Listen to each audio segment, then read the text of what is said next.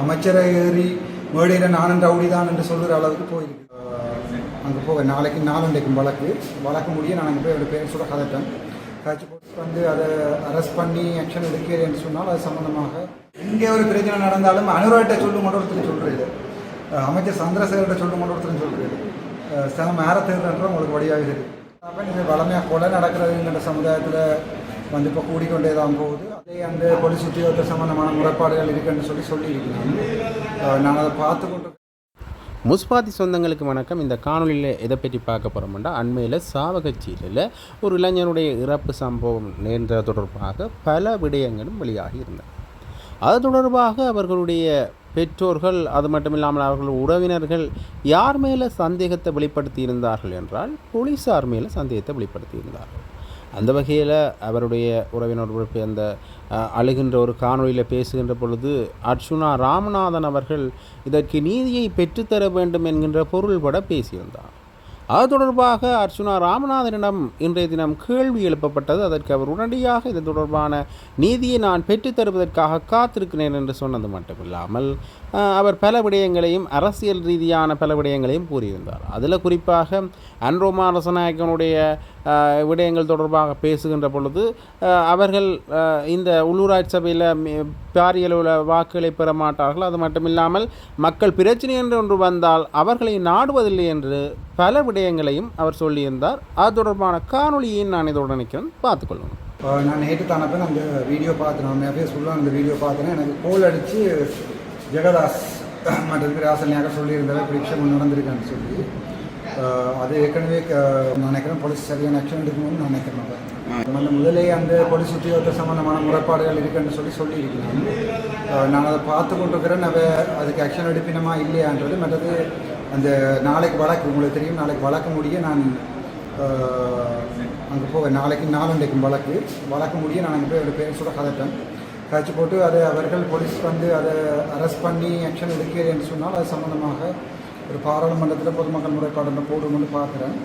நான் நினைக்கிறேன் போலீஸ் சரியான ஆக்ஷன் எடுக்கணும்னு நான் நினைக்கிறேன். அப்போ இது வளமையாக கொலை நடக்கிறதுங்கிற சமுதாயத்தில் வந்து இப்போ கூடிக்கொண்டே தான் போகுது. அதை விட அந்த போலீஸ் ஆக்ஷன் எடுக்கிறன்றது வந்து இப்போ கொஞ்சம் சரியான குறைவாக இருக்கின்றதை நான் பார்க்குறேன். என்றால் அரசாங்கம் சொல்லியிருக்கு தாங்கள் போலீஸை சுயாதீனமாக விட்டுருக்கோம்ட்டு, ஆனால் போலீஸ் வந்து சில இடங்களில் தன்னிச்சையாக ஆசைப்படுற மாதிரி இருக்குது.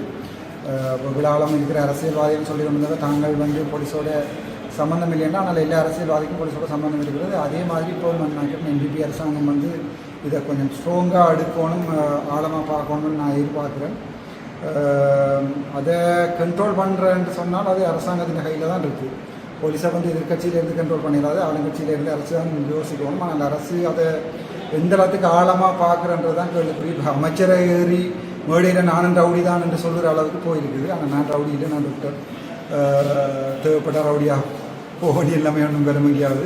ஆனால் ஒரு அமைச்சரை ஏறி நானும் ரவுடி தான் என்று கலைக்கிறல. இப்போ விழாலும் ரவுடி அமைச்சர்கள் இருந்திருக்கணும், ஆனால் ஒரு நாளும் சொன்னதாக பார்த்தது நான். ஆனால் இப்போ அமைச்சரை ஏறி நானும் ரவுடி தான் என்று சொல்கிற நிலைமைக்கு போயிருக்கு. நினைக்கிறது ஒரு பாரதூரமான இது ஒன்று போகும். என்றால் NDP வந்து வடக்கில் ஓட் கேட்டு வடக்கில் உள்ளூராட்சி சபையை பிடிக்கணும் மட்டும் யோசிக்க வழியே வடக்கை திருத்த வேணும், வடக்கை பாதுகாக்கணும் மட்டும் யோசிக்கல. எந்த அதுக்கு சம்மந்தம் இல்லை. நாங்கள் அந்த இடத்தை சேர்ந்து நாங்கள் தான் யோசிக்கணும், பார்ப்போம். இந்த ஒரு உள்ளூராட்சி சபை தேர்தல் அதுக்கு ஒரு பதில் சொல்லுமா நினைக்கிறேன். இது சம்பந்தமாக தான் நான் உங்கள்கிட்ட கேள்வி ஒன்று கேட்கணும்னு இருந்தேன். என்னென்னா, இப்போ இந்த உள்ளூராட்சி சபை தேர்தலில் ஆளுங்கட்சிக்கு நாங்கள் ஓட்டு போட்டால், அதாவது MPP கட்சிக்கு ஓட்டு போட்டால் அவர் எங்கள் மக்களுடைய குறைகளை அவர் கேட்டு நிவர்த்தி செய்ய முடியக்கூடியதாக இருக்குமா? என்னடா அப்போ இப்போ அண்மையில் எங்களோட சுமந்திரன் ஐயாண்ட பேட்டியை பார்த்துக்கிட்டீங்க. அவர் சொல்லியிருப்பார் ஆளுங்கட்சிக்கு வந்து வடக்கு மாநிலத்தில் 25% ஓட்டு தான் விழுந்தாங்க. அதன்படி இந்த முறை உள்ளூராட்சி சபை தேர்தலையும் 25% ஓட்டுகள் விழுந்தால் கூட ஒரு ஆட்சி அமைக்கல. ஆட்சி வந்து 50% மேலதிகமான சீட்டுகள் கிடைக்கவில்லை. இவ்வளோ காலமும் நாங்கள், அதாவது வந்து தமிழ் பேசுகிற கட்சிகள் எங்களோட உள்ளூராட்சி சபை வச்சிருக்கீங்களா, அங்கே பயங்கர ஊழல் மெலிஞ்சிருந்தால் அது உண்மை. ஜனாதிபதியின் கருத்தை நான் ஏற்றுக்கொள்கிறேன். ஆனால் ஜனாதிபதி வந்து சொல்லியிருக்கிறார் எல்லா தமிழ் கட்சிகளும் ஊழல்வாதின்றது. ஜனாதிபதிக்கு இந்த ஊழலுக்கு எதிரான கன்செப்டை கொடுத்தது சாவச்சேரி வைத்தியசாலையில் வந்து பிரச்சனை. நினைக்கிறேன் ஜனாதிபதி சில விஷயங்களை கதை கேட்கல, உணர்ச்சி வசப்பட்டு கதைக்காமல் கதைக்கணும். வேணுமென்றால் தெற்கில் ஊழலுக்கு எதிரான என்று சொல்லி ஜனாதிபதி வந்திருந்து இவ்வளோ காலமும் நினைக்கிறேன் 5-6 மாதம் என்ன செய்தவை என்று கேட்டால் கேள்விக்குறி. ஆனால் வடக்கில் ஜனாதிபதி வந்து ஊழலுக்கு எதிரானால் தான் என்று நிரூபிக்கிறது கொஞ்சம் காலம் செல்லும். என்னோட வடக்கில் நாங்கள் இருக்கிற போது எங்கே ஒரு பிரச்சனை நடந்தாலும் அனுராகிட்ட சொல்லும் கொண்டு ஒருத்தர் சொல்கிறது, அமைச்சர் சந்திரசேகர்கிட்ட சொல்லும் கொண்டு ஒருத்தர் சொல்கிறது, சில மேர தேர்தல்ன்ற உங்களுக்கு வழியாக இருக்குது. இப்போ அது அந்த கேள்வி தான். இப்போ என்னென்னா இது இவர்களுக்கு இப்போ ஆளுங்கட்சிக்கு ஓட்டு போட்டால் இப்போ மக்களுடைய குறையை நிவர்த்தி செய்யக்கூடியதாக இருக்குமா? ஏன்னா அவர்களே நினைக்கிறேன் யாருக்கு ஓட் போடுறான்றதை மக்கள் தான் தீர்மானிக்கணும். இப்போ நான் சொல்ல மாட்டேன் வாழ்க்கையில் எனக்கு ஓட் போடுங்க. இந்த தேர்தலையும் நீங்கள் பார்த்துக்க மாட்டீங்க, எனக்கு வாக்களிங்கோ, எனக்கு வாக்களிக்காடி பணம் அனுப்ப மாட்டேன்னு நான் சொல்கிறது விரும்புகிறேன். இதை நான் இதை சொல்லியிருக்கிறேன். இந்த முறை வாக்களிக்கைகளில் ஒரு சில விஷயங்களை பாருங்க. முதலாவது, யாராவது கள்ளருக்கு ஓட் போடுறீங்களா? ஏற்கனவே கள்ளர்னு பேர் எடுத்தாங்க தானே, யாராவது கள்ளனுக்கு ஓட் போடுறீங்களான்னு பாருங்க. அது இந்த கட்சியில் இருக்கலாம், வேறு கட்சியில் இருக்கலாம். ரெண்டாவது, அவற்றை அந்த தலைமை, அந்த சுயேட்சைக்குள்ள நிற்கிறதுனா அந்த தலைமை ஆற்ற கைகளை நிற்கிறதுன்றதை பாருங்க.